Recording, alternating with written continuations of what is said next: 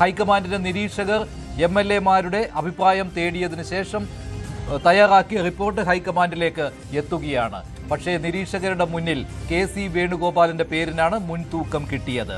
തെരഞ്ഞെടുക്കപ്പെട്ടവർ ജനപ്രതിനിധികൾ അവർ KC വേണുഗോപാലിന് വേണ്ടിയാണ് കൈപൊക്കിയത്.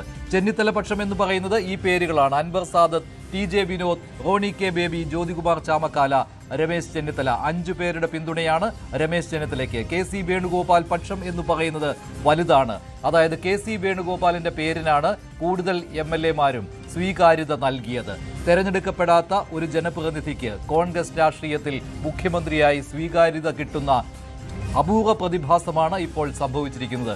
ഈ പേരുകാരെല്ലാം KC വേണുഗോപാലിനൊപ്പമാണ് നിന്നത്.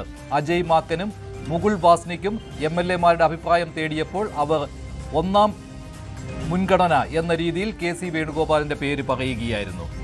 46 പേരുടെ പിന്തുണ KC വേണുഗോപാൽ പക്ഷത്തിന് കിട്ടിയിരിക്കുകയാണ്. അതേസമയം രമേശ് ചെന്നിത്തലയ്ക്ക് 5 പേരുടെ പിന്തുണ മാത്രം. സതീശൻ പക്ഷം നൌഷാദ് അലി, VD സതീശൻ, മുഹമ്മദ് ഷിയാസ്, ഷാനിമോൾ ഉസ്മാൻ. ഇതുകൂടാതെ 4 പേർ കൂടി ഈ പക്ഷത്തുണ്ട്. VD സതീശനൊപ്പം 8 പേരാണ് നിലയുറപ്പിച്ചിട്ടുള്ളത്. MR Baiju, M Vincent Sebastian, Poonjar MLA, N ശക്തൻ എന്നിവർ VD സതീശനൊപ്പം നിൽക്കുകയാണ്. ചിലർ ഒറ്റ പേര് പറയാതെ ഹൈക്കമാൻഡ് എടുക്കുന്ന തീരുമാനം എന്താണോ അതനുസരിക്കുമെന്ന് പറയുന്നു. നീലകണ്ഠൻ ഉദുമ MLA, IC ബാലകൃഷ്ണൻ, അബിൻ വർക്കി എന്നിവർ ഈ പട്ടികയിൽ വരികയാണ്.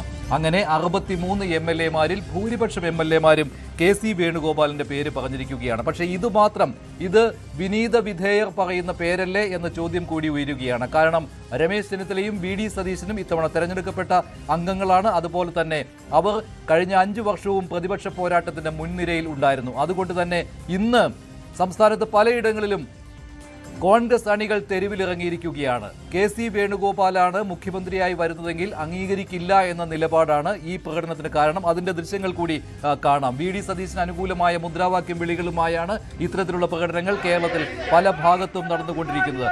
മതേതര കേരളം VDക്കൊപ്പം എന്നുള്ള ബാനറുകളുമായിട്ടാണ് കോൺഗ്രസ് പ്രവർത്തകർ തെരുവിലിറങ്ങിയിരിക്കുന്നത്. KC വേണുഗോപാലിന് അനുകൂലമായി